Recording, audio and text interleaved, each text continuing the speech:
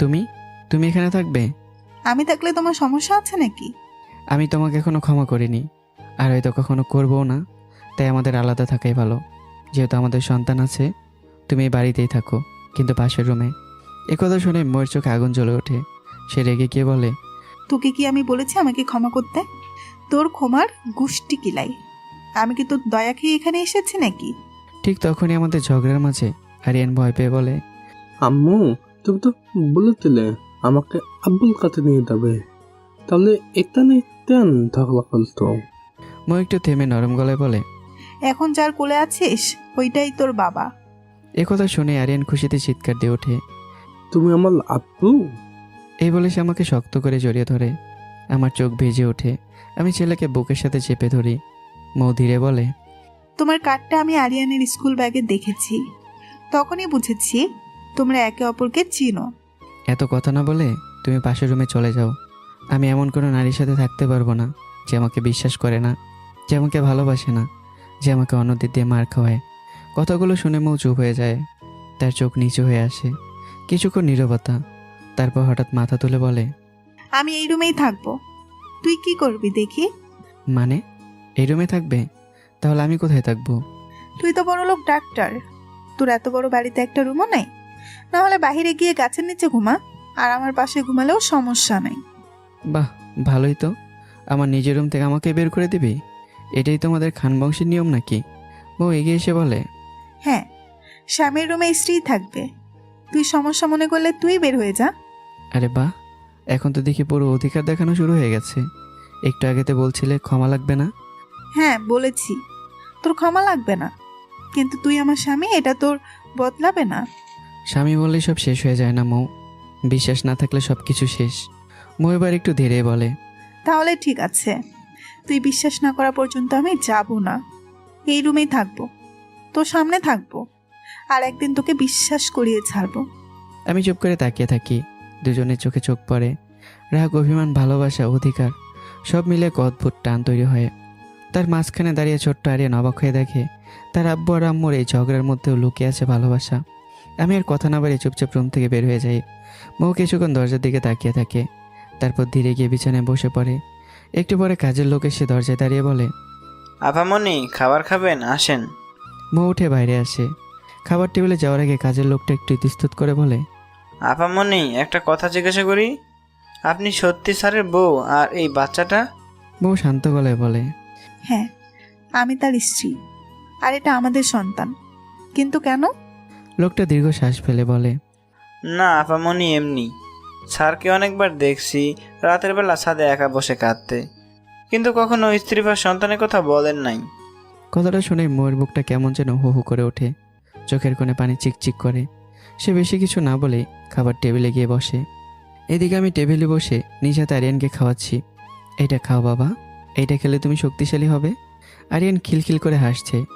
আব্বু, হাত দাও। সন্তানের মুখে আব্বু ডাক শুনে আমার চোখ ভিজে ওঠে। মৌ চুপচাপ বসে দৃশ্যটা দেখে।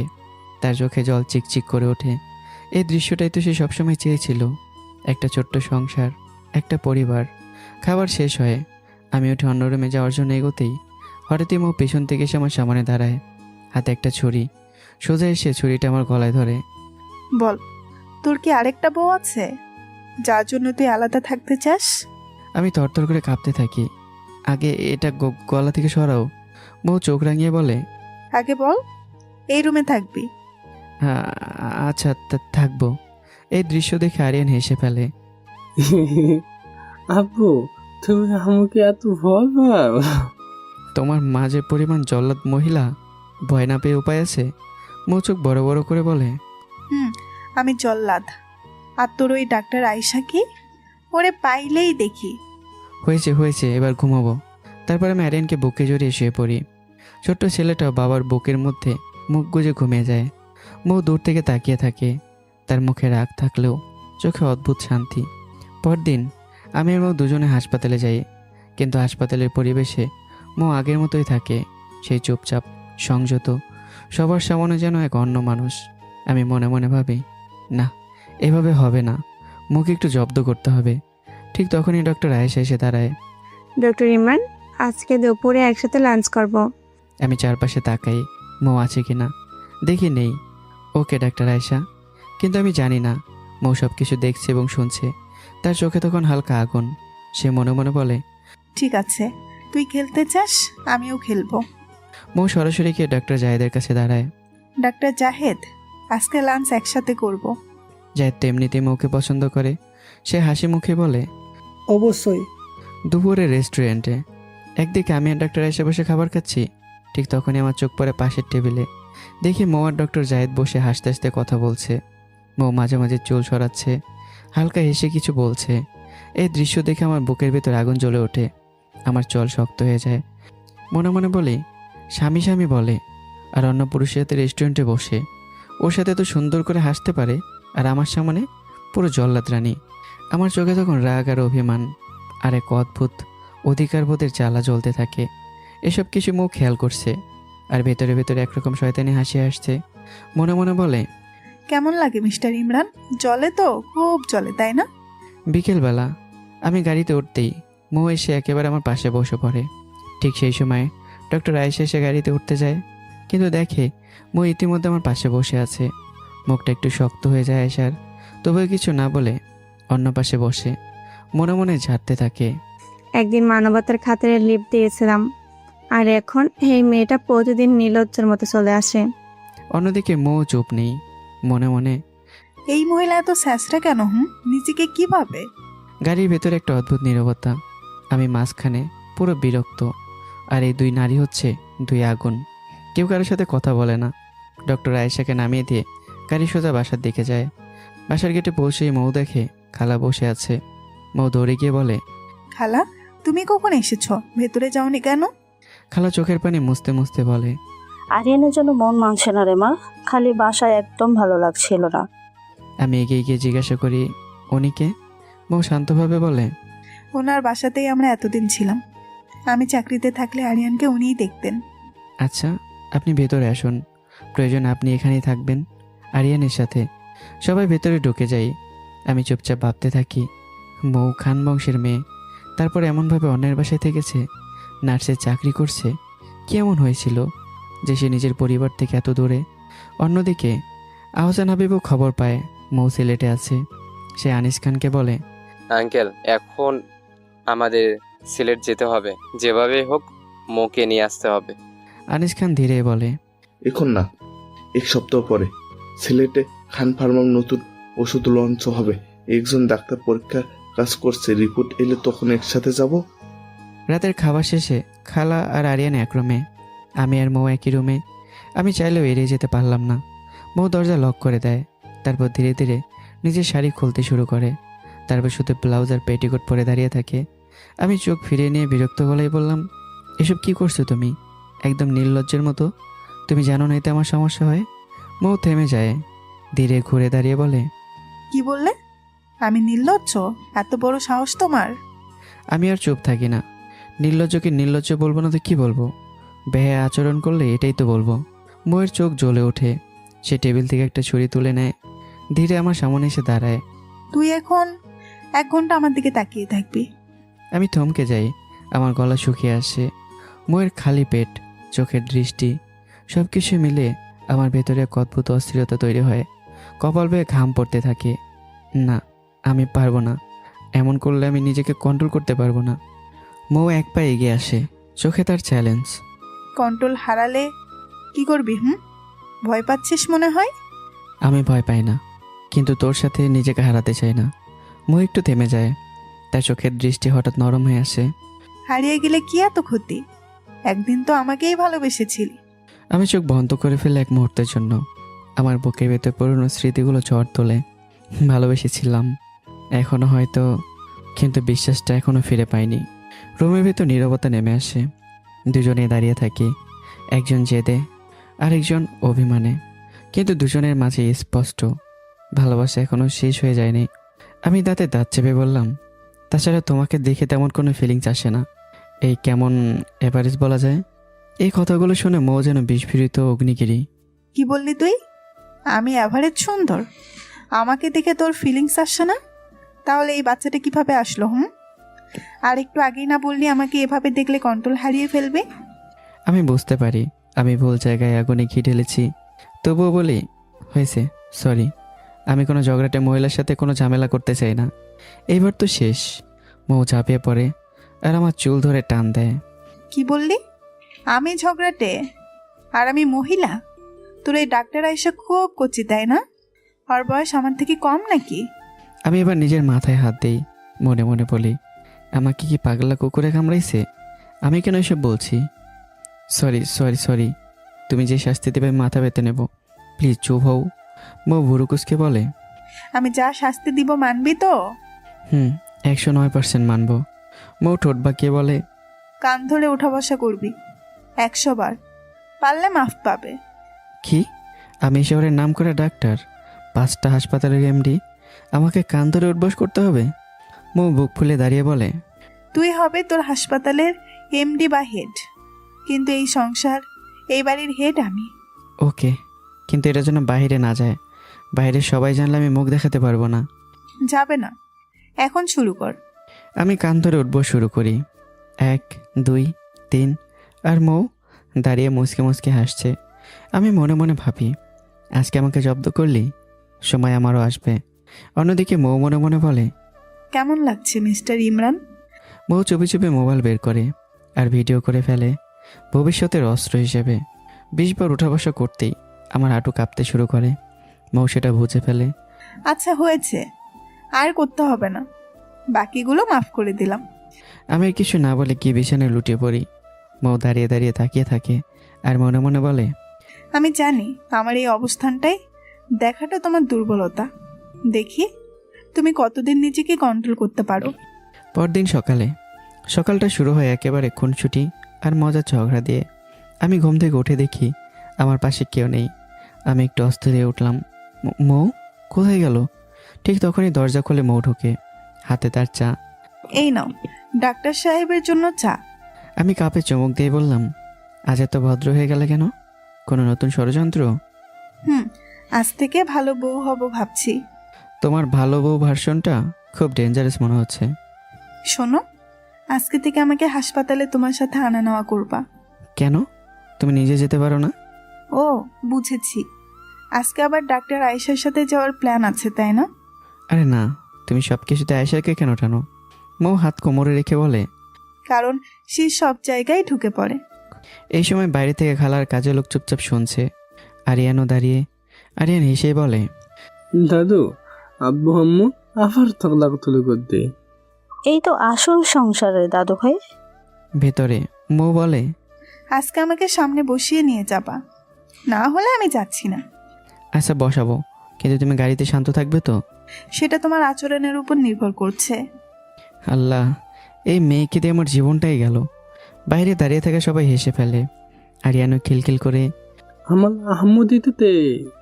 ভেতরে আমি আর মৌ একে অপরের দিকে তাকাই। রাগ আছে, অভিমানও আছে, কিন্তু তার চেয়ে বেশি ভালোবাসা আর মিষ্টি খুনসুটি। গাড়ি থামতেই ডক্টর আয়েশা নামতে নামতে চোখ তুলে তাকায়। আর ঠিক তখনই সে দেখে আরেকটা গাড়ি থেকে মৌ আর আমি একসাথে নামছি। দৃশ্যটা দেখে তার চোখে যেন কাটার মতো বিঁধে যায়। তার ঠোঁট শক্ত হয়ে আসে।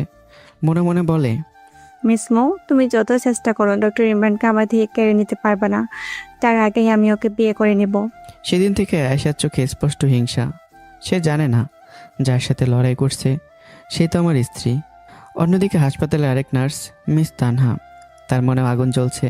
কারণ মৌ একদিকে আমার কাছাকাছি আর অন্যদিকে ডক্টর জায়েদও মৌকে পছন্দ করে। সব মিলে তার চোখে মৌ হয়ে উঠেছে প্রতিদ্বন্দ্বী। তানহা সরাসরি আমার কেবিনে ঢুকে বলে, স্যার, কিছুদিন ধরে মিস মৌ ঠিকমতো কাজ করছে না, কাজে ফাঁকি দেয়, কাজের টাইমে বাচ্চাকে স্কুল থেকে আনতে চলে যায়। মিস তানহা, আমি কি বলেছিলাম আপনাকে সব খবর রাখতে? আপনার আর মিস মৌয়ের বেতন আমি দেই, এগুলো আমি দেখব। তানহা একটু জোর দিয়ে বলে, কিন্তু স্যার, ওনার কাজের চাপ আমাদের উপর পড়ে। আচ্ছা, প্রয়োজন আরেকজন নার্স নিয়োগ দেব, এখন আপনি যান। তানহা ভেতরে ভেতরে রাখতে রাখতে বের হয়ে যায়। মনে মনে বলে, কিছুই হলো না, তবে ব্যাপারটা ঠিক না। ডাক্তার ইমরান আর মিস মৌ কোনো পরকীয়া সম্পর্কে জড়িয়েছে নাকি? না, এখন থেকে চোখে চোখে রাখতে হবে। কিছুক্ষণ পর আমি নিজে মৌকে কেবিনে ডেকে আনি। মৌ একটু তাড়াহুড়ো করে ঢুকে বলে, কিছু বলবে? আমি একটা পেশেন্টকে ড্রেসিং করছিলাম, অর্ধেক রেখে আসছি। তোমার চাকরির কি দরকার? তুমি চাকরি করো না। মৌ ভুরু তুলে যাচ্ছিলের হাসি দেয়। কেন? আমি হাসপাতালে আসলে তুমি আর ডাক্তার আয়শা। থামো, আর বলতে হবে না। তুমি চাকরি করো, আমার কোনো সমস্যা নেই। এখন যাও। মৌ ঠোঁটের কোণে মুচকে হাসি নিয়ে বের হয়ে যায়। আমি মাথায় হাত দিয়ে মনে মনে বলি, আরেকটু হলেই তো মৌমাছির বাসায় ঢিল মেরে দিলাম, বেঁচে গেলাম। তারপর ডাক্তার আয়েশা সরাসরি মৌয়ের সামনে এসে দাঁড়ায়, গলায় হালকা কটাক্ষ। মিস মৌ, সেদিন দেরি হওয়াতে মানবতার দৃষ্টিতে আমি ডক্টর ইমরানকে বলেছিলাম আপনাকে লিভ দিতে, কিন্তু আপনি তো এখন রেগুলার ছেঁচড়ার মতো গিয়ে গাড়িতে বসে পড়েন, এটা কি ঠিক? মৌ একদম শান্ত গলায় বলে, ডাক্তার আয়শা, এটা আপনি ডাক্তার ইমরানকেই জিজ্ঞেস করুন। উনিই বলেছেন এখন থেকে রেগুলার ওনার সাথে আসা যাওয়া করতে। এই বলে মৌ চলে আসে আমাকে ভাসিয়ে দিয়ে, আর আয়েশা দাঁড়িয়ে থাকে। তার মাথায় যেন হালকা ঘুরে যায়। মনে মনে বলে, কি ডক্টর ইমরান নিজেই বলেছে? না, এটা হতে পারে না। নাকি সত্যি? তার চোখে তখন সন্দেহ, হিংসা আর অজানা একটা ভয়, কারণ সে বুঝতে পারছে না। মৌ মৌ আসলে কে, আর কেন ইমরান তাকে এত গুরুত্ব দিচ্ছে? তাদের মধ্যে কি অবৈধ সম্পর্ক শুরু হয়েছে? ডক্টর আয়েশা আর মৌয়ের কথোপকথন দূর থেকে দাঁড়িয়ে সবটা শুনে ফেলেছে মিস তানহা। তার চোখে তখন কৌতূহল, সাথে হালকা কুটিল হাসি। মৌ চলে যেতে তানহা ধীরে ধীরে এগিয়ে এসে আয়েশার সামনে দাঁড়ায়। ডক্টর আয়শা, আপনি কি ভাবছেন আমি জানি। আয়েশা একটু চমকে উঠে বুড়ো কুসকে বলে, মিস তানহা, আপনি কি বলতে চাচ্ছেন?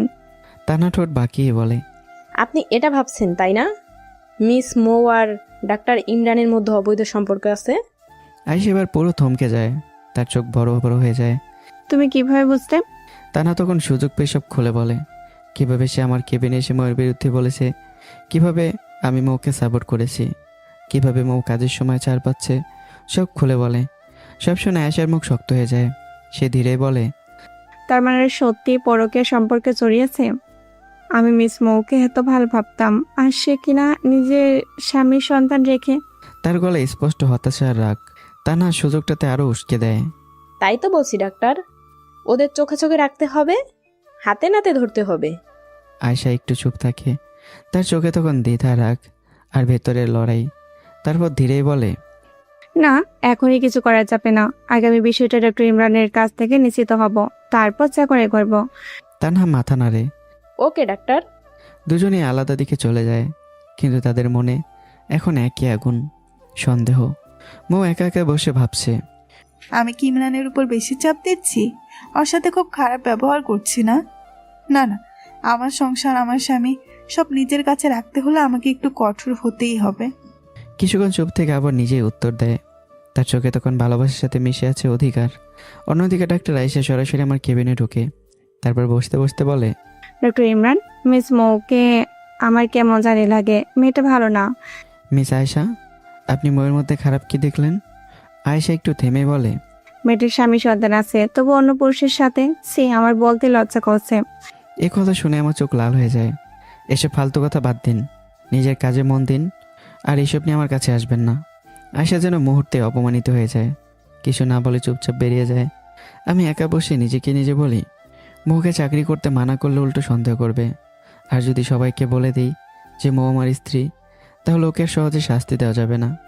অন্যদিকে আয়েশা গিয়ে তানহাকে বলে, তোমার কথা ঠিক ছিল, এখন থেকে ওদের চোখে চোখে রাখতে হবে।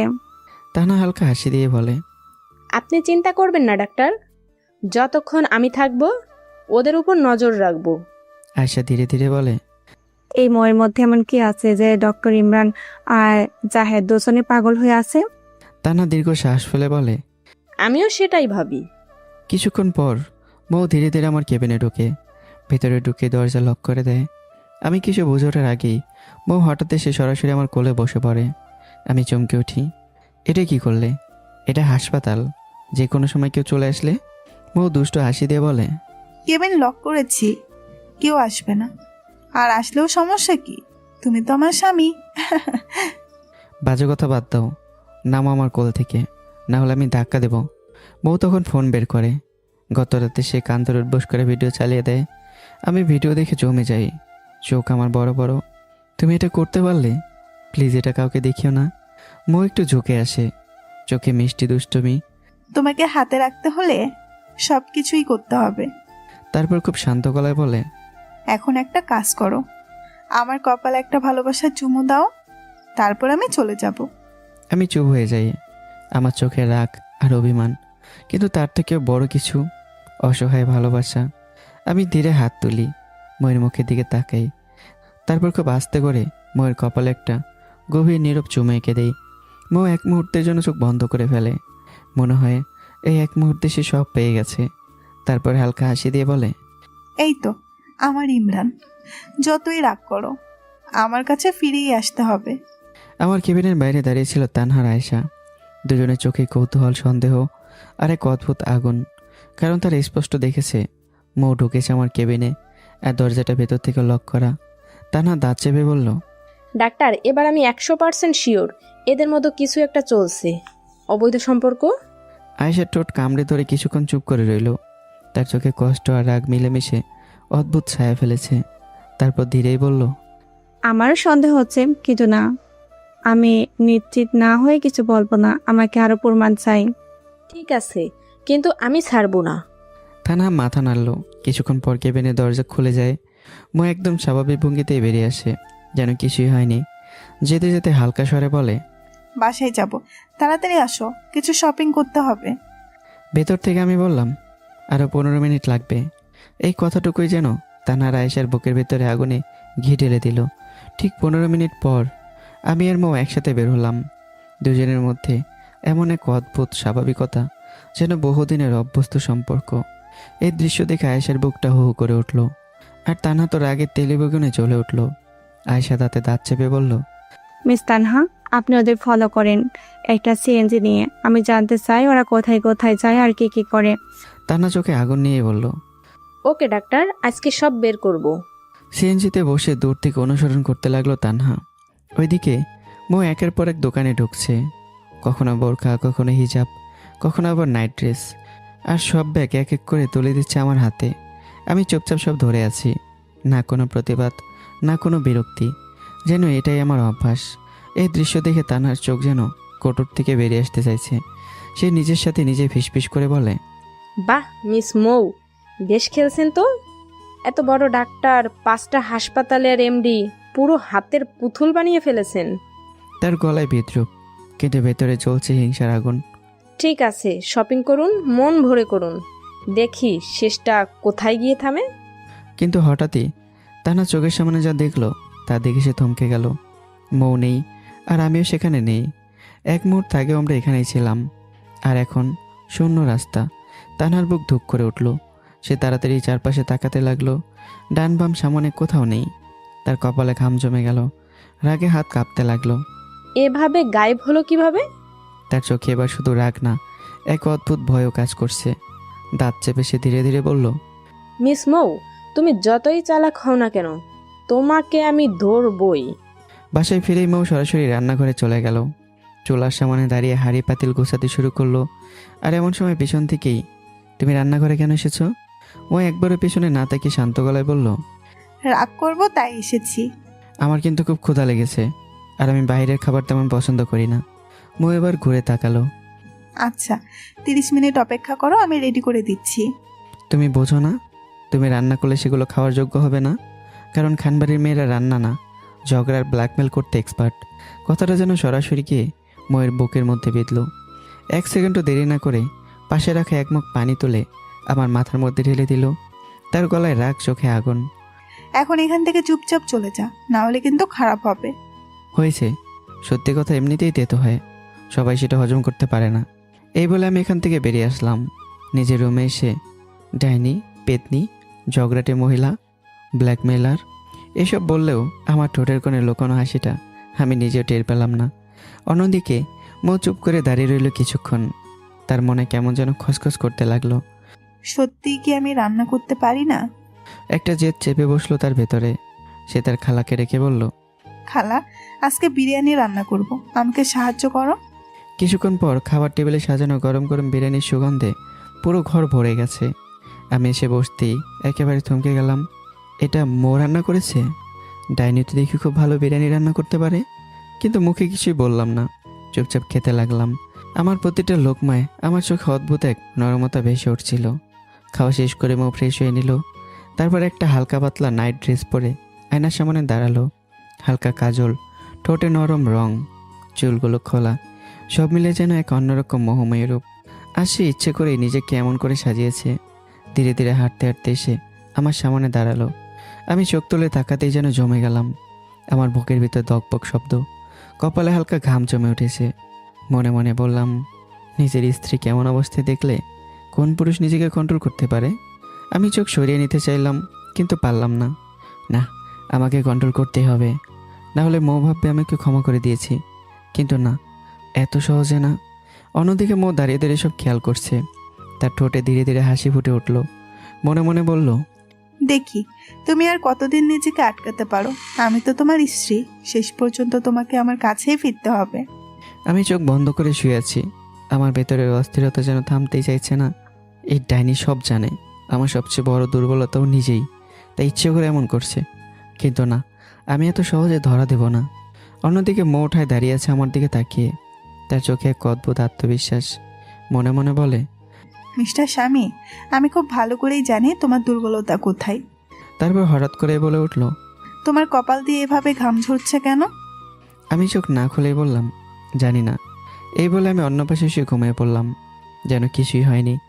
মৌ মুচকে মুচকে এসে তাকিয়ে রইল, তার ঠোঁটে জয়ের হাসি। মনে মনে বলল, সব পুরুষকেই একদিন না একদিন নিজের স্ত্রীর কাছে মাথা নত করতেই হয়। তুমিও করবে ইমরান, খুব শীঘ্রই করবে। অন্যদিকে আহসান হাবিব হাতে একটা ছবি নিয়ে বসে আছে। ছবিটা ময়ের। তার চোখে কুটিল দৃষ্টি। সে তার লোকদের দিকে তাকিয়ে ঠান্ডা গলায় বলল, ওকে খুঁজে বের করো, কোথায় থাকে, কার সাথে থাকে, সব জানতে চাই আমি। লোকগুলো একসাথেই বলল। ওকে স্যার, সব তথ্য এনে দেব। অন্যদিকে আমার ভাইদের অবস্থাও খুবই খারাপ। দুর্নীতির কারণে চাকরি হারিয়েছে। প্রায় 1 বছর ধরে কেউ তাদের কাজ দিচ্ছে না। তাই আমার বড় ভাই ইমাম বাধ্য হয়ে সিলেটে শ্বশুরবাড়ি চলে এসেছে একটা চাকরির আশায়। পরদিন সকালে মৌ খুব ভোরে উঠে নাস্তা রেডি করে। ইমরান, নাস্তা করো। ডাকতেই ছোট্ট আরিয়ান দৌড়ে এসে আমার কোলে উঠে বসে। আমি ছেলেকে বুকে জড়িয়ে নিই। আমার চোখে তখন অদ্ভুত এক শান্তি। আর মনে মনেই বলি, এই ছেলেটা না থাকলে আমি হয়তো কখনোই ময়ের এত কিছু সহ্য করতাম না। নাস্তা শেষে দুজনেই হাসপাতালে যাই।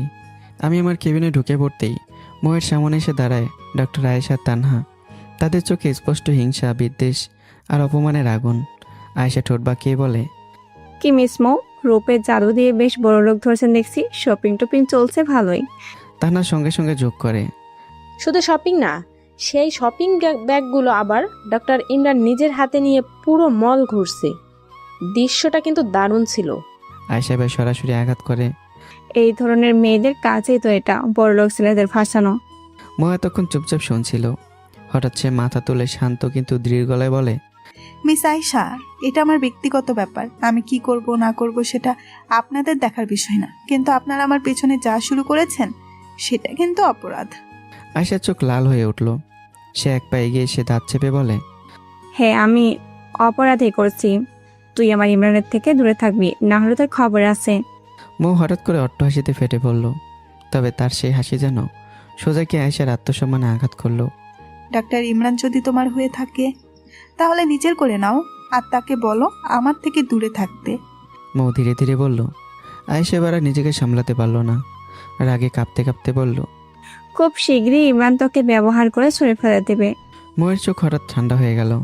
সে ধীরে ধীরে আয়েশার দিকে তাকিয়ে বলল, কে কাকে ছুঁড়ে ফেলে দেয় সময় হলে দেখাই যাবে ডাক্তার আয়েশা। পরিস্থিতি তখন থমথমে, বাতাসও যেন আগুনের গন্ধ। দুপাশে দাঁড়িয়ে 3 জন নারী। একজন নিজের অধিকার রক্ষা করতে প্রস্তুত, আর দুজন সে অধিকার ছিনিয়ে নিতে মরিয়া। মৌ ধীরে ধীরে পেছন ফিরে হাঁটতে লাগলো, কিন্তু তার ভেতরে যেন এক ঝড় বয়ে যাচ্ছে। মনে মনে বলল, আমি চাইলে এখনই বলে দিতে পারি ইমরান আমার স্বামী, আমার সন্তানের বাবা, কিন্তু না, আমি চাই ও নিজেই বলুক, নিজের মুখে স্বীকার করুক আমি তার স্ত্রী। তার ঠোঁটে হালকা হাসি ফুটে উঠল। এই জন্য এক নীরব জেদ, এক অধিকার আদায়ের প্রতিজ্ঞা।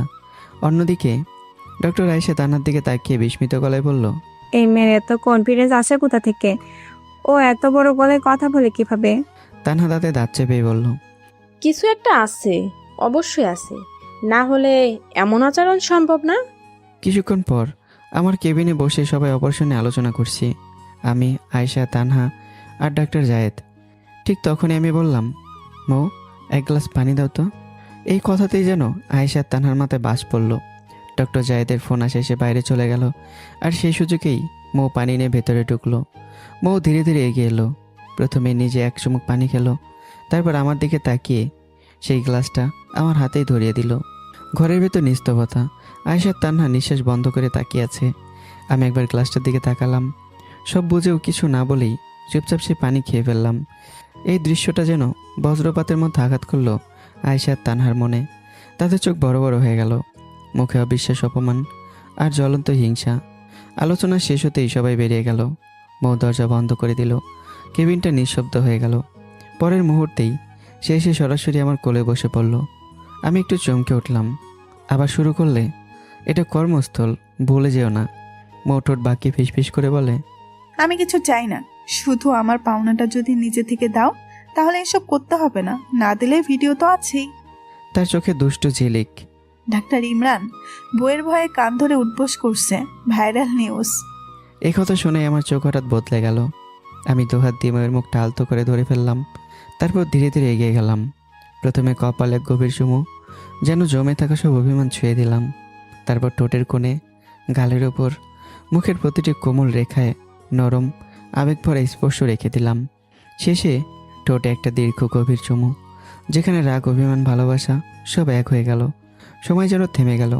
মা এখনও চোখ বন্ধ করে আছে। তার বুক ওঠানামা করছে ধীরে ধীরে। মনে হচ্ছে এই পৃথিবীর সবচেয়ে সুখী নারী সে।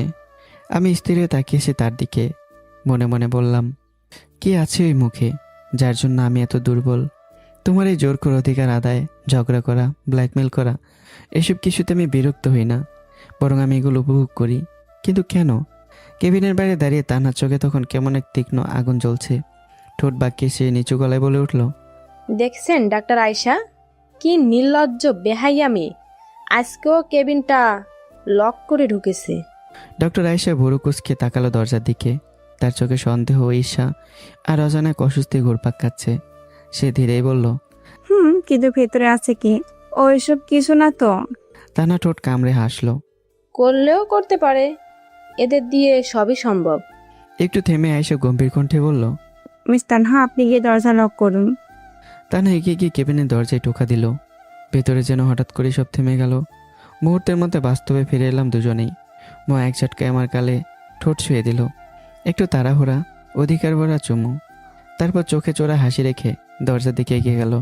দরজা খুলতেই তান্না সামনে দাঁড়িয়ে। মো একবার তাকালো আর সব বুঝে গেল। তার চোখে লোকানো চ্যালেঞ্জ। দেখে নাও যতটা দেখার আছে। তান্না ভেতরে ঢুকে কিছু বলতে যাবে, ঠিক তখনই তার চোখ আটকে গেল আমার গালের দিকে। স্পষ্ট লাল লিপস্টিকের দাগ। এক মুহূর্তে তার চোখ বড় বড় হয়ে গেল। মনে মনে যেন আগুন জ্বলে উঠল। ধরা পড়েছ? তান্না ঠান্ডা গলায় বলল, স্যার, ডাক্তার আয়েশা আপনাকে 102 নম্বর কেবিনে ডাকছে। আমি একবার মৌয়ের দিকে তাকালাম। মৌ হালকা হাসলো। সেই হাসিতে ছিল জেদ, অধিকার আর এক অদ্ভুত বিজয়ের অনুভূতি।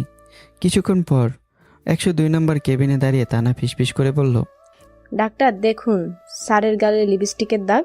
ডাক্তার আয়েশা তাকালো। তার চোখ ধীরে ধীরে শক্ত হয়ে উঠল। সব সন্দেহ যেন এক মুহূর্তে সত্যি হয়ে গেল। তার বুকের ভিতর কেমন একটা হাহাকার করে উঠল। রাগ, কষ্ট নাকি ঈর্ষা, সে নিজে বুঝতে পারল না। বিকেলে আমি শান্ত গলায় বললাম, ওকে তুমি বাসায় চলে যাও, আমি আরেকটা হাসপাতালে অপারেশন শেষ করে আসব। মৌ কিছু বলল না, চুপচাপ চলে গেল। কিন্তু তার বুকের ভেতরটা তখনও অস্থির। অদ্ভুত একটা টান, একটা ভয়। বাসায় ফিরে সব গুছিয়ে রান্না করে বসে রইল সে। সময় গড়াতে লাগলো 9টা, 10টা, 11টা। কিন্তু আমি এখন এলাম না। মৌ বারবার ফোন করতে লাগলো। 1 বার, 2 বার, 10 বার, শেষে গুনে গুনে প্রায় 50 বার। কিন্তু না, একবারও ফোন রিসিভ করলাম না। তার বুকের ভেতর কাঁপন শুরু হলো। হাত ঠান্ডা হয়ে আসছে, চোখে পানি জমেছে। কোথায় তুমি? ফোনটা ধরছো না কেন? কাঁপা হাতে আবারও কল দিল সে। এইবার কল রিসিভ হলো, কিন্তু ওপাশে আমার কণ্ঠ না, একটা অচেনা কণ্ঠ। এই ফোনের মালিক আপনার কি হয়? ময়ের বুকটা ধুক করে উঠল, ঠোঁট শুকিয়ে গেল। মনের ভিতর উত্তরটা গর্জে উঠল। আমার স্বামী।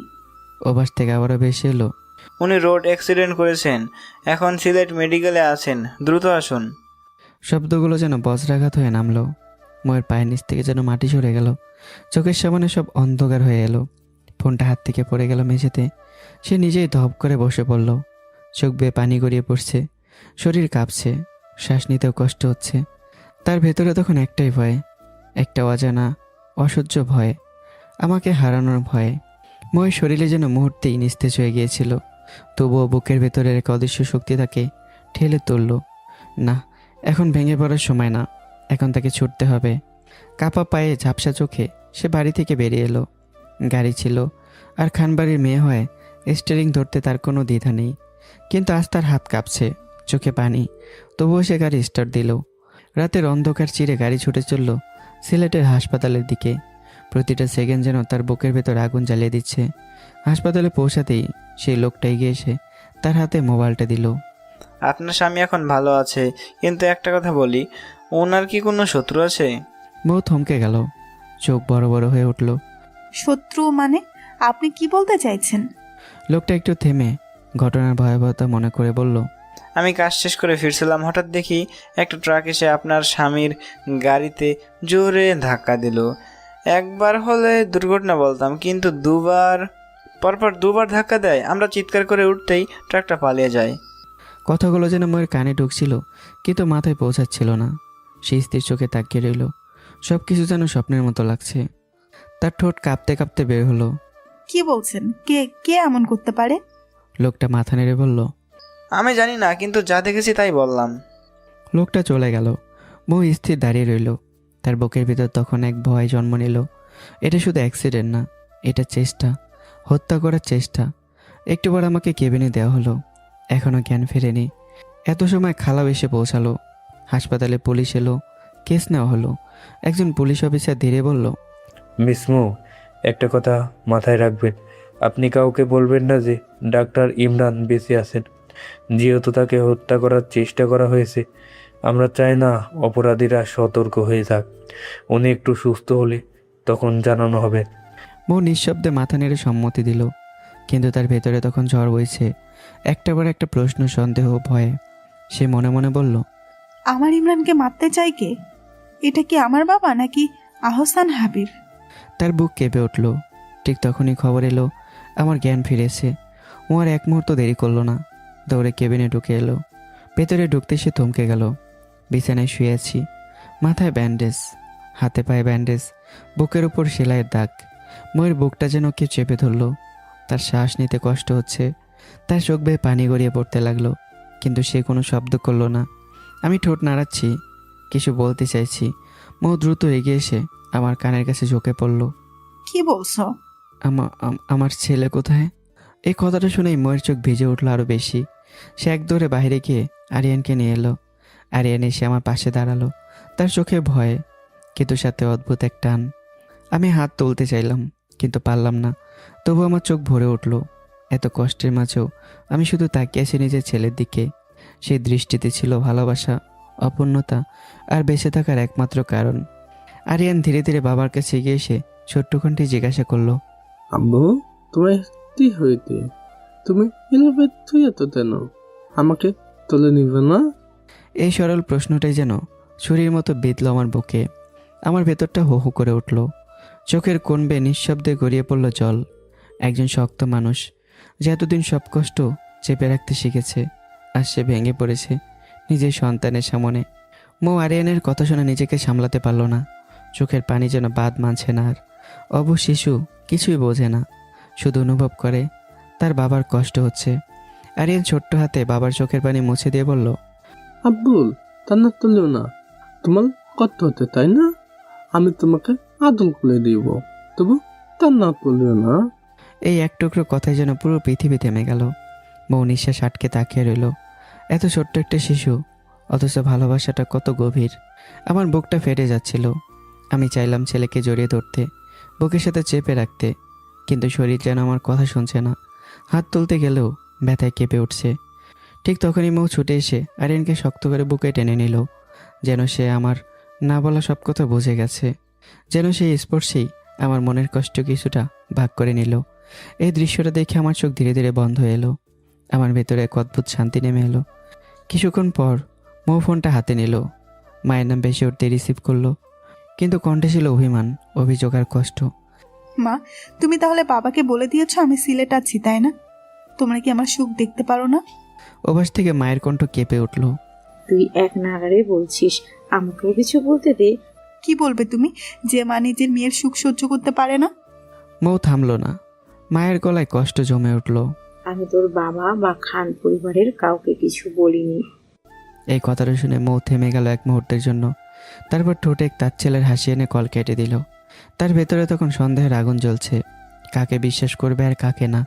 ঠিক তখনই পুলিশ কেবিনে ঢুকলো। একজন অফিসার ডাক্তারকে জিজ্ঞাসা করলো, ইমরানের জবানবন্দি নেওয়া যাবে কি? ডক্টর মাথা নাড়িয়ে বললেন, না, এখন সম্ভব না, অন্তত 48 ঘন্টা লাগবে। অফিসার গম্ভীর হয়ে বলল, ঠিক আছে, উনি যখন কথা বলতে পারবেন আমাকে জানাবেন। অপরাধীকে ধরতে তার জবানবন্দি খুব জরুরি। কথাটা শুনে মৌয়ের বুক আবার কেঁপে উঠল। অপরাধী মানে সত্যিই কেউ ইচ্ছা করে ইমরানকে মারতে চেয়েছে? পুলিশ চলে যাবার পর মৌ এক কোণে দাঁড়িয়ে রইল, চোখে শূন্যতা, মনে ঝড়। সে মনে মনে বলতে লাগলো, কে হতে পারে? ডক্টর আয়শা? না, সে তো ইমরানের জন্য পাগল। তাহলে কে? হঠাৎ তার মনে একটা নাম ভেসে উঠল, বাবা নাকি আহসান হাবিব? ময়ের বুক ধুক করে উঠল, কিন্তু পরক্ষণে নিজেকে প্রশ্ন করলো, না, বাবা ও আহসান হাবিব তো জানেই না আমি সিলেটে। তাহলে? প্রশ্নের পর প্রশ্ন, উত্তর একটাও নেই। শুধু একটা ভয়, একটা অজানা অন্ধকার তাকে ঘিরে ফেলেছে। আর সেই অন্ধকারের ভেতরে লুকিয়ে আছে একজন শত্রু, যে এখনও সামনে আসেনি। হাসপাতালের করিডোরে যেন এক অদ্ভুত অস্থিরতা ছড়িয়ে আছে। 2 দিন, পুরো 48 ঘন্টা হাসপাতালে কেউ আমার মুখ দেখেনি। নার্স থেকে শুরু করে জুনিয়র ডাক্তার সবাই ফিসফাস করছে, কারো মুখে স্পষ্ট কিচ্ছু নেই, কিন্তু অজানা দুশ্চিন্তা যেন বাতাসে ভাসছে। মৌ প্রতিদিন আসে, কিন্তু সবার সামনে কিছু না বলেই নিঃশব্দে খোঁজ নিয়ে আবার চলে যায়। তার চোখের নিচে কালো দাগ, গভীর রাতের সাক্ষী। অবশেষে সময় পূর্ণ হলো 48 ঘন্টা। পুলিশ এলো, কেবিনের ভেতর নিস্তবতা নেমে এলো, যেন প্রতিটা শব্দ হিসেব করে বলা হবে। অফিসার গম্ভীর কণ্ঠে বলল, ইমরান, যে ট্রাক আপনাকে ধাক্কা দেয়, চালককে কি চিনতে পেরেছিলেন অথবা নাম্বার প্লেট? আমি কিছুক্ষণ চুপ করে রইলাম। আমার চোখে তখন সেই ভয়ঙ্কর মুহূর্তের ছায়া। না অফিসার, প্রথম ধাক্কায় আমি ভেবেছিলাম এটা একটা দুর্ঘটনা, কিন্তু দ্বিতীয়বার ধাক্কা দেওয়ার পর বুঝলাম ওটা দুর্ঘটনা না, আমাকে শেষ করে দেওয়ার চেষ্টা। তখন আর কিছু দেখার সুযোগ ছিল না। অফিসার মাথা নেড়ে বলল, ঠিক আছে, আমরা বিষয়টা বের করব। আপনার কোনো শত্রু আছে? সিলেটে আমার কোনো শত্রু নেই। ঢাকায় যারা আছে তারা জানে না আমি এখানে, আর তারা এত বড় শত্রু না যে আমাকে মারতে চাইবে। অফিসার কিছুক্ষণ তাকিয়ে রইল, যেন কথার আড়ালে কিছু খুঁজছে। তারপর বলল, আমরা যোগাযোগ রাখবো তদন্তের জন্য। কিছুক্ষণ পরে আমি নিজ হাসপাতালে শিফট হই। আমার শরীরে এখনও ব্যান্ডেজ করা, কিন্তু আমার উপস্থিতিতেই যেন হাসপাতালের ভেতর নতুন এক আলো জ্বলে উঠল। সবাই অবাক, কারো চোখে সহানুভূতি, কারো চোখে কৌতূহল, কিন্তু সবচেয়ে বেশি যা চোখে পড়ে তা হলো মৌ। সে এক মুহূর্তের জন্য আমার পাশ ছাড়ছে না। ওষুধ, ব্যান্ডেজ, পানি, প্রতিটা কাজ সে এমনভাবে করছে যেন এটাই তার পৃথিবীর একমাত্র দায়িত্ব। এই দৃশ্যটাই সহ্য করতে পারছিল না আয়শা আর তানহা। মৌ যখন ভেজা কাপড় দিয়ে আলতো করে আমার হাত মুছে দেয়, তখন আয়েশার মনে হয় যেন কেউ তার বুকের ভেতর আগুন জ্বালিয়ে দিয়েছে। তার মনের ভেতর চাপা হাহাকার। এই জায়গাটা তো আমার হওয়ার কথা ছিল। অবশেষে নিজেকে সামলে এগিয়ে এলো, কণ্ঠে মায়া কিন্তু ভেতরে আগুন। মিস মৌ, আপনি যান, আমি ডক্টর ইমরানকে দেখছি। মুহূর্তেই মৌ থেমে গেল। তার চোখ ধীরে ধীরে হয়ে উঠল লাল, জ্বলন্ত আর ভয়ঙ্কর। সে কিছু বলল না, শুধু তাকিয়ে রইল আমার দিকে। আমি সেই চোখের ভাষা চিনে গেছি, আর বুকের ভেতর ধক করে উঠল আমার। এই ডাইনির আবার কি হলো? আমি তড়িঘড়ি করে বললাম, না ডাক্তার আয়েশা, আপনাকে কষ্ট করতে হবে না, এইসব মৌই করবে। কথাটা শুনে আয়েশার মুখ শক্ত হয়ে গেল, তবুও সে হাসার চেষ্টা করলো। কষ্ট কেন হবে, বরং ভালো লাগবে। আপনি বলেছেন তাতে আমি খুশি। স্পষ্ট প্রত্যাখ্যান। মৌ ভেতরে ভেতরে বসছে। শাকচুন্নি আমার স্বামীকে স্পর্শ করবে? তার ঠোঁটের কোণে হালকা হাসি ফুটে উঠল। সে একটু ঝুঁকে খুব নিচু গলায় বলল, যা, সামনে থেকে সরে যা শাকচুন্নি। কিন্তু কথাটা সরাসরি গিয়ে বেঁধল আয়েশার অহংকারে। মুহূর্তে তার চোখ লাল হয়ে উঠল। তুই পেতনি ডাইনি, তোকে আমি দেখে নেব। এই কথাটা শুনে মৌ হেসে উঠল, কিন্তু সে হাসি ছিল অদ্ভুত, ধীরে ধীরে কিটকিট করে, যেন সে ভয় পাচ্ছে না, বরং অপেক্ষা করছে। কি সমস্যা মিস মৌ? মৌ সাথে সাথে চুপ হয়ে গেল, মুখ ঘুরিয়ে নিল, কিন্তু তার চোখের কোনো তখনও সেই রহস্যময় হাসি, যেন সে জানে খেলা এখনও শুরুই হয়নি। অন্যদিকে একটা বন্ধ রুমে গম্ভীর পরিবেশে মুখোমুখি বসে আছে আমজাদ খান ও আহসান হাবিব। টেবিলের উপর ছড়ানো কিছু ফাইল, আর তাদের চোখে হিসেব নিকেশের ঠাট্টা ঝিলিক। আমজাদ খান ধীরকণ্ঠে বলল, হাবিবার 6 দিন পর আমরা সিলেটে যাব, ওখানে আমাদের নতুন ওষুধের ফাইনাল রিপোর্ট দেবে এক ডাক্তার। আহসান হাবিব ঠোঁটের কোণে হালকা হাসি টেনে বলল, আঙ্কেল, আমি কিন্তু ইতিমধ্যে ময়ের জন্য লোক লাগিয়ে দিয়েছে। আমজাদ খান নির্লিপ্ত ভঙ্গিতে জবাব দিল, ওটা তোমার ব্যাপার, তুমি মৌকে খুঁজে রাজি করাও। কথাগুলো বলার মধ্যে যেন এক অদৃশ্য ষড়যন্ত্রের গন্ধ লুকিয়েছিল। এইদিকে আমি হাসপাতাল থেকে বাসায় যাওয়ার সিদ্ধান্ত নিচ্ছি। ঠিক তখনই ডক্টর আয়েশা এগিয়ে এসে বলল, ডক্টর ইমরান, আপনি হাসপাতালে থাকলে অসুবিধা হবে। এখানে আপনার ট্রিটমেন্ট আর দেখাশোনা ভালো হবে না। ডক্টর আয়েশা, ভুলে যাবেন না আমি আপনার সিনিয়র ডাক্তার। আমার কি ভালো সেটা আমি নিজেই বুঝি। আমার কথায় চারপাশে সবাই স্তব্ধ হয়ে গেল। আয়েশার চোখে অপমানের ছায়া নেমে এলো, আর ঠিক বিপরীতে দাঁড়িয়ে থাকা ময়ের ঠোঁটে ফুটে উঠল চাপা এক তৃপ্তির হাসি। পরিস্থিতি সামাল দিতেই ডাক্তার জায়েদ হেসে বলল, আরে সমস্যা কি? স্যারকে দেখতে ইচ্ছে হলে আমরা সবাই ওনার বাসায় চলে যাব। কথাটা শুনে তানহা, আয়েশা সবাই জোর করে হাসি দিয়ে সম্মতি জানালো। আমার বাসায় যাওয়ার আসল কারণটা কিন্তু অন্য। আমার বাড়িতে আছে একটা আধুনিক ল্যাবরেটরি, যেখানে আমি নিজেই নতুন ওষুধের চূড়ান্ত পরীক্ষা করে রিপোর্ট তৈরি করি। খান ফার্মার নতুন ওষুধের ফাইনাল রিপোর্ট, যা বাংলাদেশ সরকারের অর্ডারে তৈরি হচ্ছে, সেটার দায়িত্ব এখন পুরোপুরি আমার কাঁধে। মৌ যখন আমাকে হুইল চেয়ারে বসিয়ে নিয়ে যাচ্ছিল, তখন দূর থেকে তাকিয়ে থাকা আয়েশা আর তানহার চোখে হিংসার আগুন জ্বলে উঠল। আয়েশা দাঁতে দাঁত চেপে বলল, এই মুখে কিছু একটা করতেই হবে। তানহা তাড়াতাড়ি জবাব দিল, মিস আয়শা, যা করার তাড়াতাড়ি করুন। গাড়ি ধীরে ধীরে এগিয়ে যাচ্ছিল। একটা ট্রাফিক সিগন্যাল এসে থামলো। গাড়ির গ্লাস নামানো। ঠিক তখনই আমার বড় ভাই বলে উঠল, আরে এটা তো আমার ছোট ভাই ইমরান না? আমি চমকে উঠলাম। গাড়ির পাশে দাঁড়িয়ে আমার বড় ভাই ইমাম, তার পাশে তার স্ত্রী। দুজনের চোখে অবাক আর বিস্ময়, সাথে লুকানো হিসাব। ইমাম দৌড়ে এসে বলল, ভাই তুই এখানে কিভাবে? আমি এক মুহূর্তে অবাক হয়ে তাকিয়ে থাকি, পরক্ষণে নিজেকে সামলে নিলাম। কেন, কিছু বলবে? ইমাম সরাসরি প্রশ্ন করলো, গাড়িটা কার? আমার। তোমরা সিলেটে কেন এসেছো?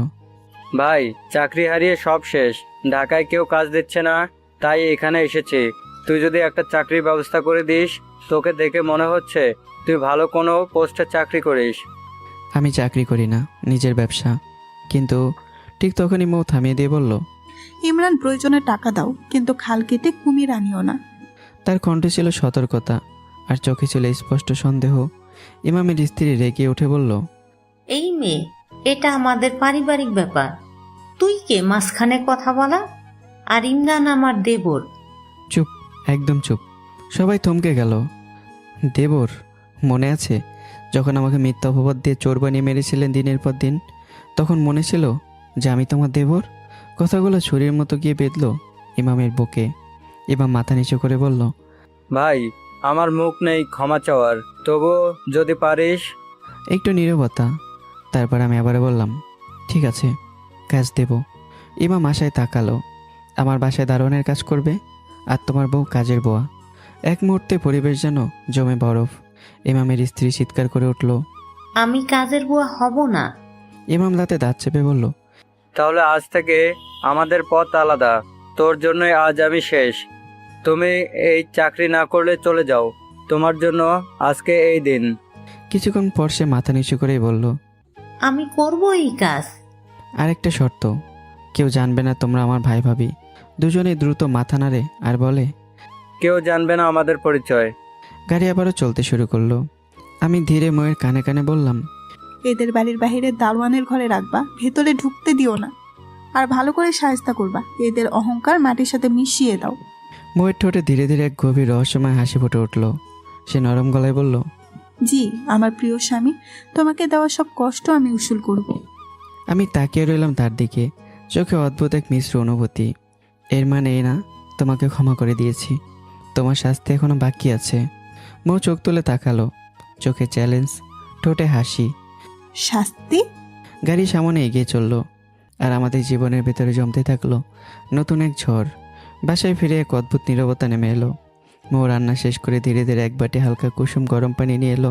তার চোখে ক্লান্তি, কিন্তু যত্নের কোনো ঘাটতি নেই। সে আলতো করে আমার পাশে বসে ভেজা কাপড় দিয়ে আমার শরীর মুছতে শুরু করলো। আমার শরীর মুছতে কি এইভাবে কাপড় খুলতে হয়? আমার শরীরে টাচ করতে তোমার খুব ভালো লাগে মনে হয়। ছি ছি, মেয়েরাও যে লুচ্চা হয় এটা আমি জানতাম না। কথাগুলো যেন আগুন হয়ে লাগলো ময়ের মনে। এক মুহূর্তেই তার চোখ মুখ লাল হয়ে উঠল। সে এক দৃষ্টিতে তাকিয়ে রইল আমার দিকে, নীরব কিন্তু ভয়ঙ্কর। এইভাবে তাকিয়েছো কেন? আমি সত্যি বলছি, এটা লুচ্চা মেয়েদের কাজ। এবারে নিজেকে সামলাতে পারলো না মৌ। সে ঝট করে আমার কান টেনে ধরে বলতে লাগলো, কি বললে আমি লুচ্চা? আমি না, তুই লুচ্চা, তোর বাপ লুচ্চা, তোর পুরো গোষ্ঠী লুচ্চা। আমি যেন ইচ্ছে করে আগুনে ঘি ঢাললাম। তোমার কাছে কি প্রমাণ আছে যে আমি লুচ্চা? মৌ এক চলো পিছিয়ে গেল না। তোর বাপ ভালো হলে তুই আসলি কিভাবে? আর তুই ভালো হলে আমি বাচ্চার মা হলাম কেমনে? এক মুহূর্ত নীরবতা। তারপর আমি অট্টহাসিতে ফেটে পড়লাম। মৌ বিরক্ত হয়ে বলল, হাসছিস কেন আবার? আমি মানলাম আমি লুচ্চা, কিন্তু একজন লুচ্চা হলে তো বাচ্চা হয় না, দুইজনেই লাগে। তার মানে তুমিও? কথাটা শেষ হওয়ার আগে মৌ থমকে গেল। তার চোখে এবার অন্যরকম ঝিলিক। ধীরে ও ঠান্ডা গলায় বলল, আজকে তোমার পরীক্ষা নেব। এই বলে সে সেখান থেকে চলে গেল। আমি কিছুক্ষণ চুপ করে বসে রইলাম। মনে মনে ভাবলাম, এই মেয়েটা আবার কী প্ল্যান করছে, কি পরীক্ষার কথা বলে গেল। রাত নেমে এলো। আমার ভাই ভাবির জন্য খাবার আলাদা করে পাঠিয়ে দেওয়া হলো। বাড়ির বাইরে টিন সেট ঘরে। সব কিছু স্বাভাবিক মনে হলেও বাতাসে যেন কিছু একটা অস্বাভাবিকতা লুকিয়েছিল। আমি খাওয়া দাওয়া শেষ করে ল্যাপটপে কাজ করছিলাম। ঠিক তখনই মৌ এসে হঠাৎ ল্যাপটপটা বন্ধ করে সরিয়ে রাখলো। চুপচাপ আমার দিকে তাকিয়ে থাকো, দেখি তুমি নিজেকে কন্ট্রোল করতে পারো কিনা। আমি থমকে গেলাম। আমি বুঝতে পারলাম মৌ কী বোঝাতে চাইছে, কিন্তু এখন পিছু হটারও সময় নেই। কিছুক্ষণ পর মৌ ধীরে ধীরে একটা শাড়ি নিয়ে সামনে দাঁড়ালো। আমার চোখের সামনে কাপড় বদলাতে শুরু করলো। কি করছো মৌ? আমার সামনে এসব তোমার লজ্জা করে না? মৌ শান্ত গলায় বলল, কেন? তুমি কি আমাকে এভাবে নতুন দেখছো? আগেও তো দেখেছো। তবুও এসব বন্ধ করো। মৌ ঠোঁট বাঁকিয়ে বলল, তাহলে তুমি নিজেকে কন্ট্রোল করতে পারবে না? না পারলে কিন্তু আমি লুচু। আচ্ছা করো, আমি রেডি। এরপর যা হলো, মৌ ধীরে ধীরে নিজের পোশাক বদলাতে লাগলো। আর প্রতিটা মুহূর্তে যেন আমার ধৈর্যের পরীক্ষা নিতে লাগলো। আমার শ্বাস ভারী হয়ে উঠছে, কপাল বেয়ে ঘাম গড়িয়ে পড়ছে, শরীর কেঁপে উঠছে অদৃশ্য এক টানে। মনে হচ্ছে এইমাত্র যেন আগুনে ডুবে যাচ্ছি। অন্যদিকে মৌ সব কিছু শেষ করে ধীরে এসে আমার পাশে বসে পড়ল। চোখে দুষ্ট হাসি, ঠোঁটে চ্যালেঞ্জ। আর আমি এখনও নিজেকে সামলাতে লড়ছি। মনে হচ্ছে বাস্তব আর অনুভূতির মাঝখানে কোথাও আমি আটকে গেছি। হঠাৎ মৌ আমাকে একটা ধাক্কা দিয়ে বলল, হয়েছে, হা বন্ধ করো। আমি যেন হুঁশে ফিরে এলাম। এক মুহূর্ত দেরি না করে মুখ বন্ধ করে চুপচাপ একপাশে শুয়ে পড়লাম। রুমে নেমে এলো অদ্ভুত এক নীরবতা। এরপর থেকে প্রতিদিনই মৌ আমার ভাইয়ের বউকে দিয়ে বাড়ির সব কাজ করাতে লাগলো। এত বড় বাড়ি, এত কাজ, সব কিছু করতে করতে একসময় আমার ভাবি থমকে দাঁড়াতো। মনে মনে ভাবতো, এই ছেলেটাকে আমরা কতটা অত্যাচার করেছি, ঠিক মতো খেতেও দেইনি, আর আজ সে কোটি টাকার মালিক, একজন বড় ডাক্তার। তার ভেতর ধীরে ধীরে অপরাধবোধ জমতে থাকলো। কিন্তু সে ডাক্তার হলো কিভাবে? প্রশ্নটা বারবার মাথায় ঘুরতে লাগলো। এইভাবে কেটে গেল 5 দিন। এদিকে ডাক্তার আয়েশা চুপ করে বসে থাকার মানুষও না। সে পরিকল্পনা করলো আমার বাসায় আসবে, সাথে সবাইকে নিয়ে বাহানা খোঁজ খবর নেওয়া, কিন্তু আসল উদ্দেশ্য হঠাৎ গিয়ে ধরে ফেলা। মৌ আর আমি একসাথে কি করি তা নিজের চোখে দেখা। তাই doctor Ayesha, miss Tanha, doctor Zayed সহ আরও কয়েকজন কলিগকে নিয়ে সোজা রওনা দিল আমার বাসার দিকে। এইদিকে মৌ সারাদিনের কাজ শেষ করে রান্না সেরে ফেলেছে। আমি বিছানায় বসে ল্যাপটপে কাজ করছিলাম। মৌ কাপড় নিয়ে ওয়াশরুমে ঢুকে গেল গোসল করতে। ঠিক তখনই দরজায় শব্দ, কলিং বেল বেজে উঠল। কাজের লোক দরজা খুলে দেখে ডক্টর আয়েশা জায়েদরা এসেছে। চেনা মানুষ হয় আর কিছু না বলে ভেতরে ঢুকতে দিল। কেউ সময় নষ্ট করলো না, সবাই সোজা চলে এলো আমার রুমে। দরজা খুলে ঢুকতেই সবাই একসাথে সালাম দিল আমাকে। আমি মাথা তুলে তাকিয়ে একেবারে অবাক। তোমরা? রুমে থাকা সোফাগুলোতে সবাই বসে পড়ল। ঠিক তখনই ওয়াশরুমের দরজা খুলে গেল। মৌ বের হয়ে এলো, ভেজা চুল আর শরীরে শুধু ব্লাউজ আর পেটিকোট। 1 সেকেন্ড 2 সেকেন্ড, তারপরেই তার চোখ পড়ে গেল সামনে বসে থাকা সবার উপরে, বিশেষ করে আয়েশার তানহার দিকে। মুহূর্তে তার মুখ ফ্যাকাশ হয়ে গেল। সে তড়িঘড়ি করে আবার ওয়াশরুমে ঢুকে পড়ল। ভেতর থেকে তাড়াহুড়ো করে বলল, ইমরান, আমার শাড়িটা কাটের উপর আছে, দাও। রুমের ভেতর তখন জমে উঠেছে অস্থির ভারী নীরবতা। আমি যেন জমে আছি। আজ আমি কি বলবো, কিভাবে এসব সামলাবো? অন্যদিকে ডক্টর আয়েশা, তানহা, জায়েদ সহ বাকি কলিগদের সবাই চোখ বড় বড় করে তাকিয়ে আছে, যেন চোখগুলো বেরিয়ে আসবে কটুর থেকে। আমি ধীরে ধীরে শাড়িটা তুলে নিয়ে ওয়াশরুমের দরজার কাছে গিয়ে মৌকে দিলাম, কিন্তু বাহিরে আয়েশার চোখে তখন আগুন। সে নিচু গলায় তানহাকে বলল, দেখলে, না বলে এসে আর চোট ধরলাম, আর সবাই মিলে দেখলাম আজকে ওর একটা ব্যবস্থা করব সবাই মিলে। তার ঠোঁটে ধীরে ধীরে এক তৃপ্তির হাসি ফুটে উঠল। রুমের মধ্যে জমে ওঠা অপমান আর নীরব আগুন যেন বাসায় ফিরে আরও ভয়ঙ্কর রূপ নিল। মৌ শাড়ি পরে ধীরে ধীরে ওয়াশরুম থেকে বেরিয়ে এলো। তার চোখ লাল, ভেজা, ঠোঁট কাঁপছে, কিন্তু সে নিজেকে শক্ত করে রেখেছে, কারণ সে জানে এখন ভেঙে পড়লে সে হারবে। রুমের ভেতর বসে থাকা সবাই তখন তার দিকে এমনভাবে তাকিয়ে আছে যেন সে কোনো অপরাধী। ডক্টর আয়েশার ঠোঁট বাঁকিয়ে ব্যঙ্গর হাসি দিল। বা মিস মৌ, রূপের জাদু দিয়ে তো বেশ ভালোই সামলাচ্ছেন সব কিছু। মিস তানহাও সঙ্গে সঙ্গে যোগ করলো, মিস আয়শা, যা করার তাড়াতাড়ি করুন। এদের কাজই তো এগুলো ডাক্তার, বড়লোক পুরুষ ফাঁসানো, টাকার জন্য শরীর বিক্রি করা। আরেকজন জুনিয়র ডক্টর হতাশ কণ্ঠে বলল, আমি আপনাকে সম্মান করতাম মিস মৌ, কিন্তু আজ নিজের চোখে না দেখলে বিশ্বাসই করতাম না আপনার কুকীর্তি। এই কথাগুলো যেন ছুরির মতো এসে বেঁধতে লাগলো ময়ের বুকে। হঠাৎ সে চিৎকার করে উঠল, স্টপ, স্টপ! আমার সম্পর্কে কিছু না জেনে যা খুশি বলবেন, এটা হবে না। তার চোখ সরাসরি গিয়ে থামলো আমার দিকে। আর তুমি তুমি এখনো চুপ করে থাকবে, কিছুই কি বলবে না? রুমে মুহূর্তেই নিস্তবতা নেমে এলো। আমি ধীরে ধীরে মাথা তুললাম। আমার চোখে অদ্ভুত এক কঠোরতা। এটা তোমার লড়াই মৌ, তুমি নিজে লড়ো। একসময় আমি একা লড়েছি আমার লড়াই, তখন তো কাউকে পাশে পাইনি আমি। এই কথাটা যেন বজ্রপাতের মতো আঘাত করলো ময়ের মনে। সে থমকে গেল। তার চোখে জমে থাকা জল এবার আটকে রাখা গেল না, ধীরে ধীরে গড়িয়ে পড়লো গাল বেয়ে। সে বুঝে গেল আমি আজ তাকে সেই একই কষ্টে অনুভব করাতে চাই, যেটা একদিন আমি নিজেও পেয়েছিলাম। ডক্টর আয়েশা এবার আরও এক ধাপ এগিয়ে এলো। ডক্টর ইমরান কি বলবে এখন? মিস মৌ, স্বামী সন্তান রেখে এসব করতে লজ্জা লাগে না তোমার? সি! মিস তানহা বিষাক্ত কণ্ঠে যোগ করলো, এরা টাকার জন্য কত দূর যেতে পারে জানেন? হাজারো মানুষের সাথে বেড শেয়ার করতেও এদের বাধে না ডক্টর। চারপাশে থাকা মানুষগুলো নিঃশব্দে দাঁড়িয়ে, কেউ কিছু বলছে না, কিন্তু তাদের চোখেই সব লেখা অবিশ্বাস, ঘৃণা আর অবজ্ঞা। মা একবার চারপাশে তাকালো, তারপর আবার আমার দিকে।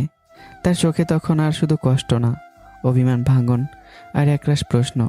সে ফিসফিস করে বলল, আজও তুমি কিছু বলবে না?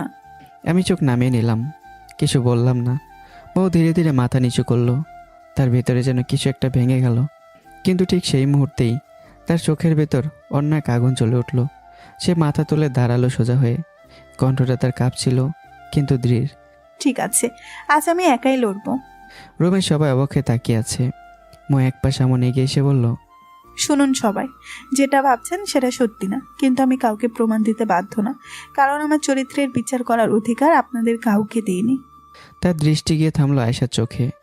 আর আপনি ডাক্তার হয়ে যদি এই ধরনের কথা বলেন, তাহলে আপনার শিক্ষার চেয়ে আপনার মানসিকতা অনেক নিচু। তানার দিকে তাকিয়ে ঠান্ডা গলায় বলল, আর আপনি অন্যের জীবন নিয়ে গল্প বানানোর আগে নিজেরটা ঠিক করুন। পুরো রুম নিস্তব্ধ। কেউ যেন বিশ্বাসই করতে পারছে না এই মেয়েটা এতক্ষণ অপমান সহ্য করে এখন এভাবে দাঁড়িয়ে গেছে। শেষবারের মতো মো আমার দিকে তাকালো, চোখে গম্ভীর কষ্ট, কিন্তু ঠোঁটে হালকা হাসি। আমি অপেক্ষা করব তুমি কবে নিজের মানুষটাকে নিজের বলে স্বীকার করো। রুমের ভেতরে পরিবেশটা মুহূর্তে আরও ভারী হয়ে উঠল। চারদিক থেকে অভিযোগ, অভিমান আর কটূক্তির ঝড়, সব মিলিয়ে যেন শ্বাস নেওয়াটাই কঠিন হয়ে পড়েছে। নার্স মাহি সামনে এগিয়ে এসে ঠান্ডা কণ্ঠে বলল, আমি এতক্ষণ চুপ ছিলাম, কিন্তু এখন বলতেই হচ্ছে।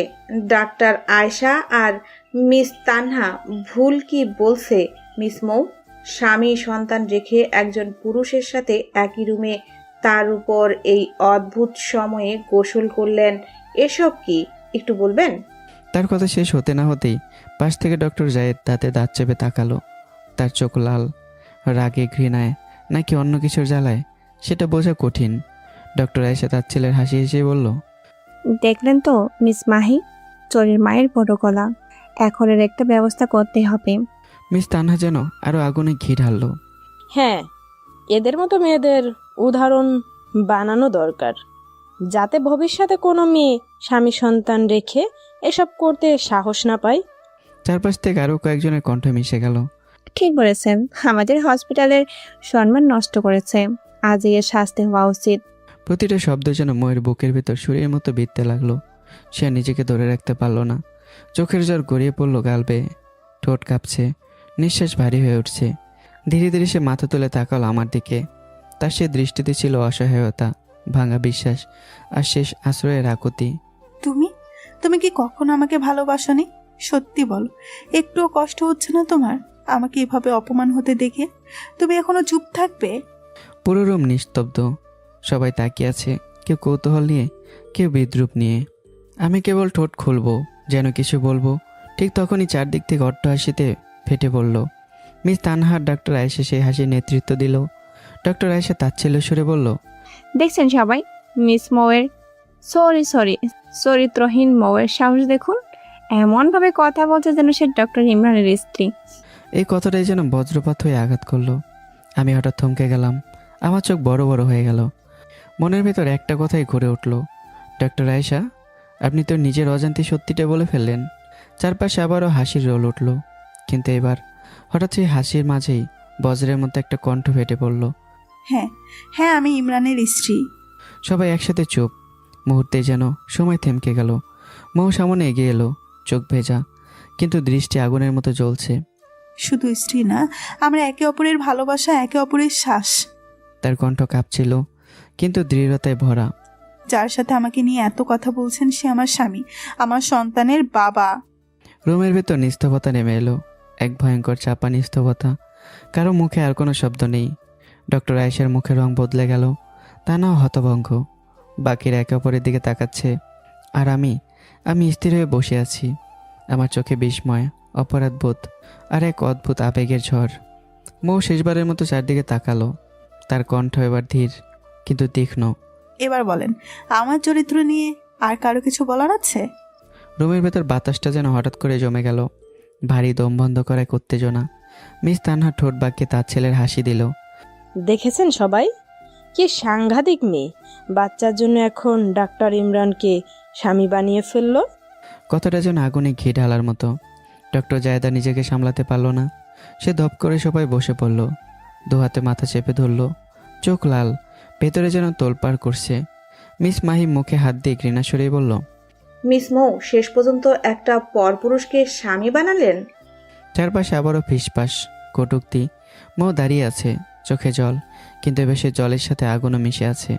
সে দাঁত চেপে বলল, আজব, আপনারা যা খুশি তাই বলে যাচ্ছেন, কারো মুখে কোনো লাগাম নেই। আর ইমরান, এবার কিন্তু বেশি হয়ে যাচ্ছে। তার কণ্ঠে স্পষ্ট ক্ষোভ, আর সেই ক্ষোভ সরাসরি গিয়ে আঘাত করলো আমার নীরবতায়। ডক্টর আয়েশা এবার এক পায়ে গেল, চোখে বিষ। এই চরিত্রহীন মেয়ে, ইমরান কি বলবে? তোর চরিত্র তো আমরা দেখে ফেলেছি, এখন বল কত টাকা নিবি ইমরানের জীবন থেকে সরে যাওয়ার জন্য? এই কথাটা যেন পুরো রুমে বিস্ফোরণ ঘটালো। আমার চোখ মুহূর্তে লাল হয়ে উঠল, আমার ধৈর্যের বাঁধ ভাঙার উপক্রম। আমি কিছু বলতে যাচ্ছিলাম, ঠিক তখনই মৌ আমার আগে কথা বলল। তার কণ্ঠ ঠান্ডা কিন্তু ধারালো। মিস আয়েশা, অন্যের চরিত্র নিয়ে কথা বলার আগে নিজের চরিত্রটা আয়নায় একবার দেখে নিন। 1 সেকেন্ড, 2 সেকেন্ড, তারপর ডক্টর আয়েশা যেন জ্বলে উঠল আগুনের মতো। সে হঠাৎ ঝাঁপিয়ে পড়েই ময়ের গালে জোরে একটা থাপ্পড় মেরে দিল। পুরো রুম নিস্তব্ধ, শব্দটা যেন দেয়ালে দেয়ালে প্রতিধ্বনি হয়ে ফিরে এলো। মৌ এক পাশে দুলে গেল, তার চোখ বিস্ময়ে বড় হয়ে উঠল, গাল লাল হয়ে জ্বলে উঠছে। কেউ নড়ছে না, কেউ কিছু বলছেও না। আর ঠিক সেই মুহূর্তে আমার মাথায় যেন রক্ত উঠে গেল। আমার চোখে আর কোনো দ্বিধা নেই। ডক্টর আয়েশা আবারও হাত তুলল আরেকটা থাপ্পড় মারার জন্য, কিন্তু এবার তার হাত মাঝ আকাশেই থেমে গেল, কারণ আমি শক্ত করে তার হাতের কবজি ধরে রেখেছি, আর 1 ইঞ্চিও নড়বেন না। সবাই স্তব্ধ। পরের মুহূর্তেই 2টা থাপ্পড় সরাসরি গিয়ে পড়ল ডাক্তার আয়েশার গালে। সে টলতে টলতে পেছনে সরে গেল, চোখে অবিশ্বাস, অপমান আর শকড। পুরো রুমে যেন বজ্র নেমে এলো। কেউ কল্পনা করতে পারেনি যে আমি এমন কিছু করব। আমি দাঁড়িয়ে আছি, বুক ওঠানামা করছে, চোখে আগুন জ্বলছে। আমার স্ত্রীর গায়ে হাত তোলার সাহস তোকে কে দিল? আমার কণ্ঠ কাঁপছিল, কিন্তু প্রতিটা শব্দ ছিল স্পষ্ট।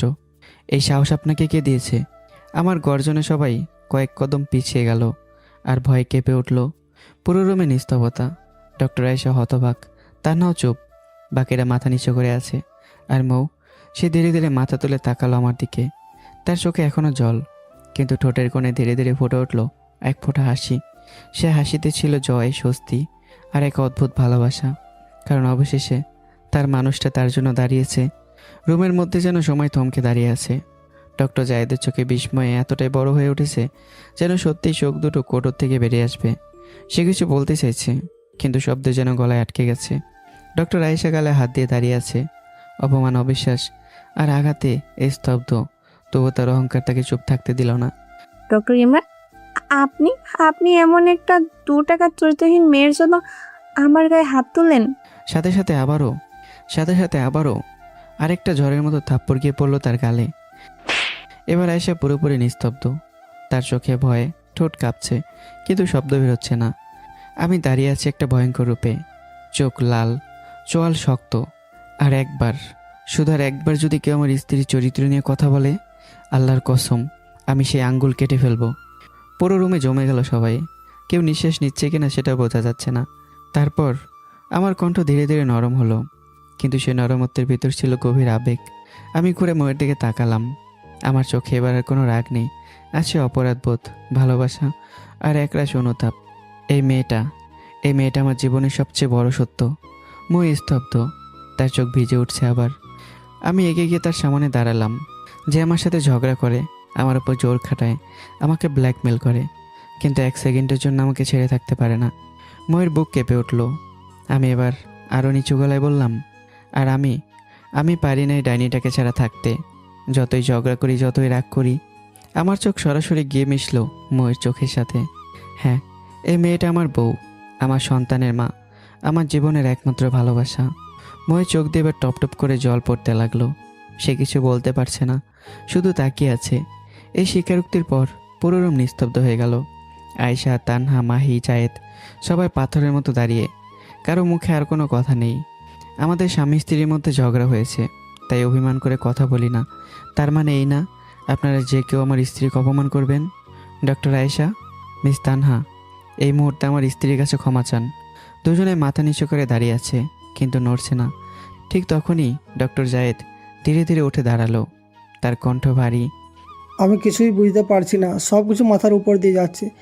একটা প্রশ্ন করতে চাই, তারপর ওরা ক্ষমা চাইবে।